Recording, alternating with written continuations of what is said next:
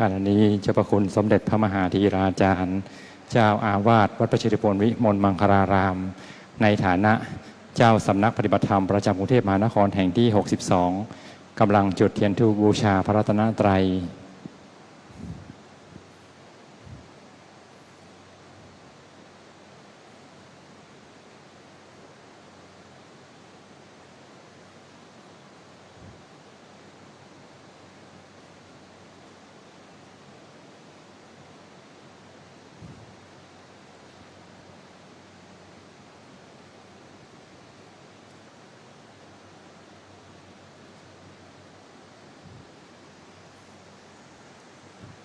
ต่อไปขอเชิญผู้ประทับทุกท่านกราบเจ้าพระคุณสมเด็จพร้อมกัน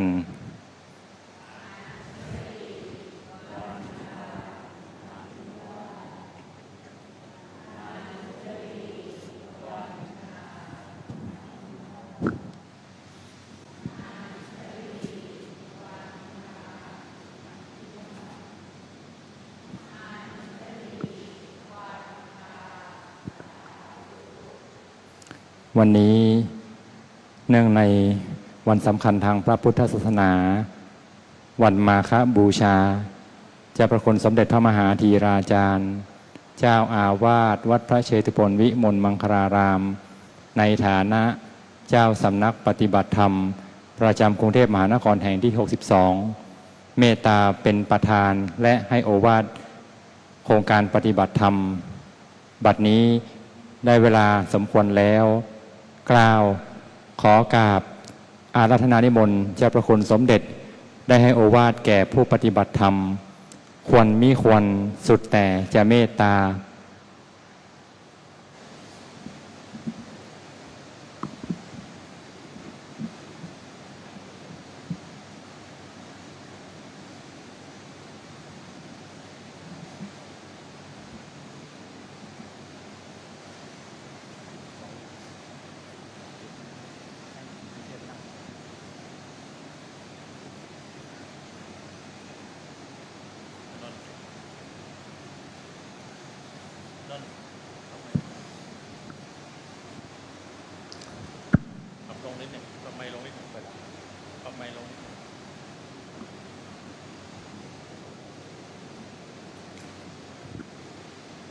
ท่านพระเถรานุเถระ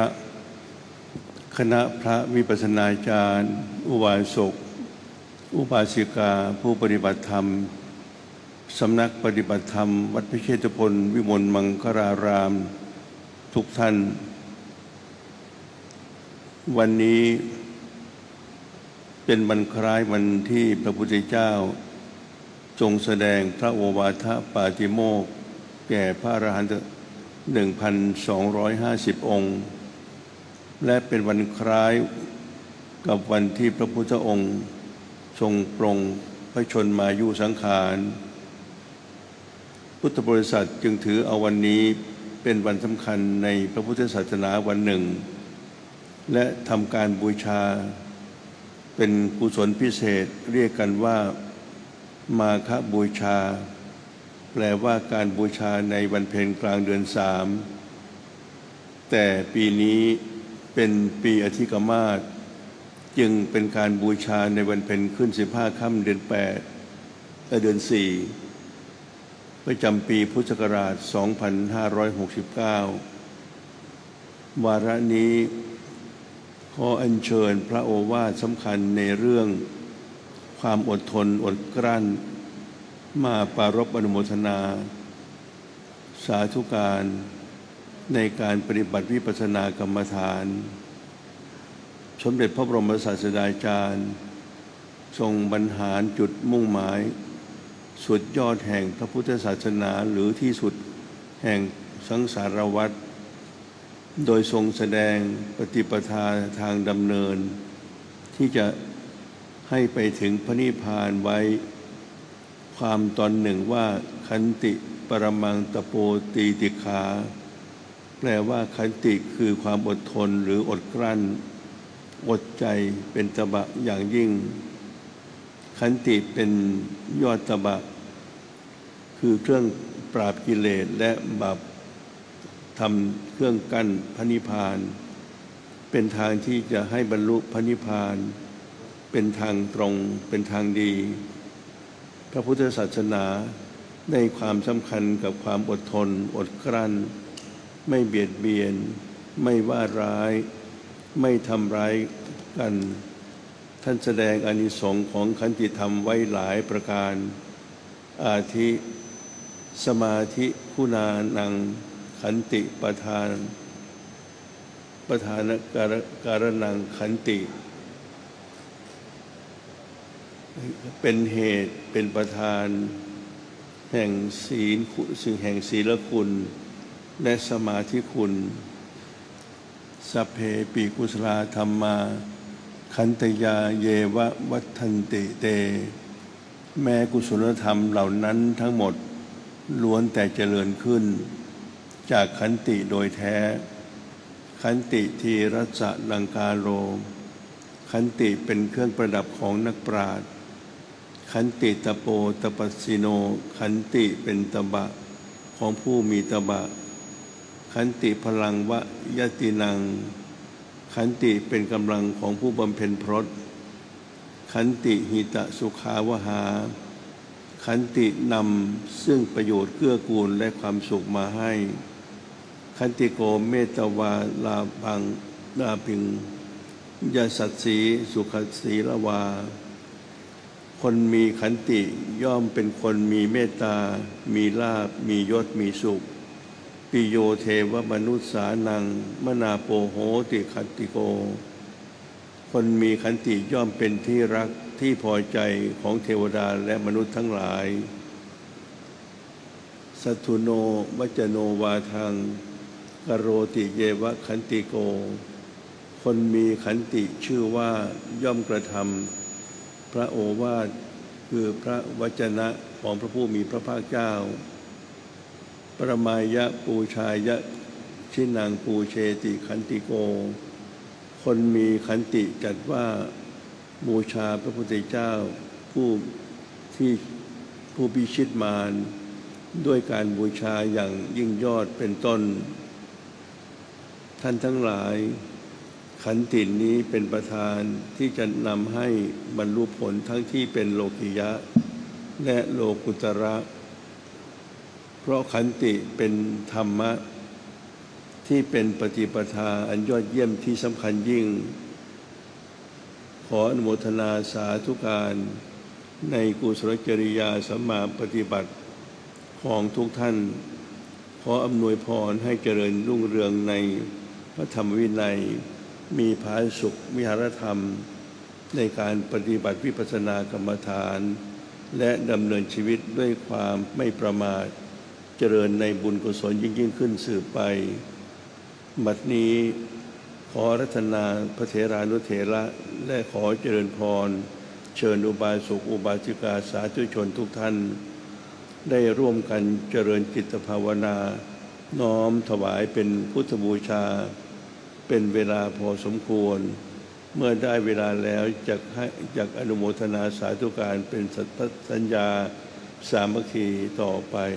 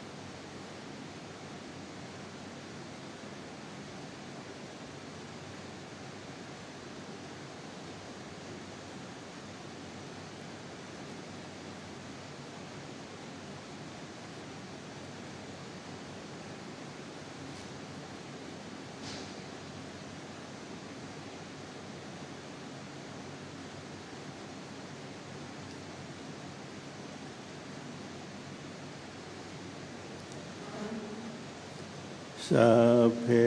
พุทธาภารัปปัตตาปเจกานันจะยังปะรังอะระหันตานันจะเตเชนะระคังพันธามิสัพพะโส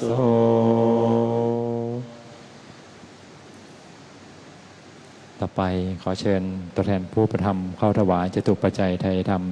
แด่เจ้าพระคุณสมเด็จพระมหาธีราจารย์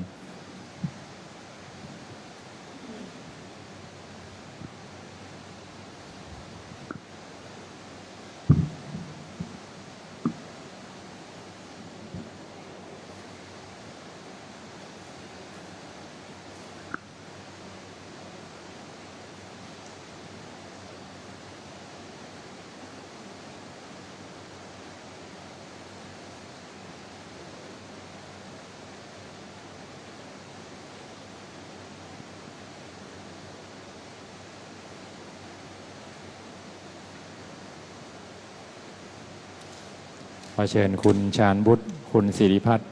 ชาญรัตน์อาสวกุลเป็นตัวแทนเข้าถวายจตุปัจจัยไทยธรรม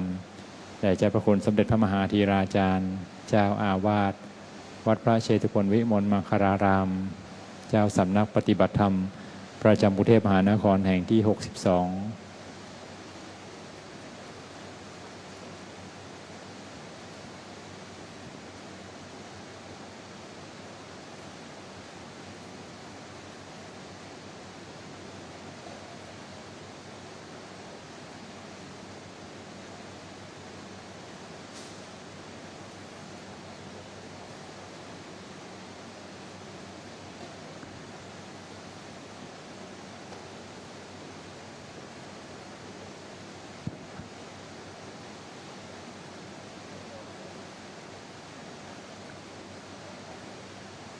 ขอเชิญทุกท่านรับพร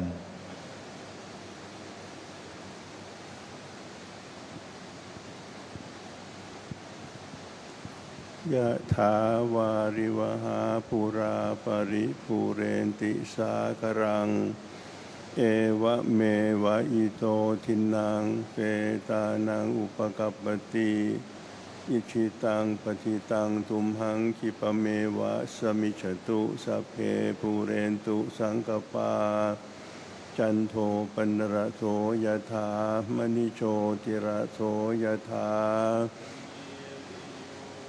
วิวาชันตุสัพพะโรโควินาศเตภวัตวันตรายโยสุขีทียุโกภวะอภิวาทนาสิริสนิจังปัจจายโนจัตตารโอธรรมาทันติอายุวันโนสุขังพระลังภวตุสัพพมังคารังขันตุสัพพเทวตาพระพุทธานุภาเวนัสสทธาทิภวันตุเตภวตุสัพพมังตุสัพพเทวตาสัพพธรรมานุภานัสสทธาโสติภวันตุเตภวตุสัพพรังราคันตุสัพพเทวตาสัพพสังฆานุภาเวนัสสทธาโสติภวันตุเตขอเชิญผู้ประทำทุกท่านกราบเจ้าพระคุณสมเด็จพร้อมกัน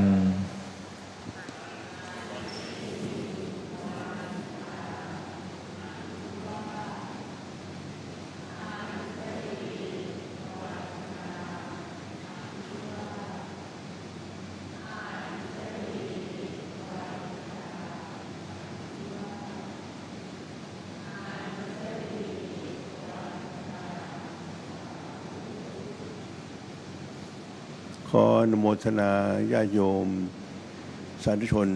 ผู้ปฏิบัติธรรมทุกท่านที่ได้พร้อมใจกันมาปฏิบัติธรรมเนื่องในเทศกาลวันมาฆบูชาของสมเด็จพระสัมมาสัมพุทธเจ้านะสำนักปฏิบัติธรรมประจำกรุงเทพมหานครแห่งที่ 62 วัดพระชิตพลในวันนี้อาตมามีสาขีต้องไปพิธีรับถวายผ้า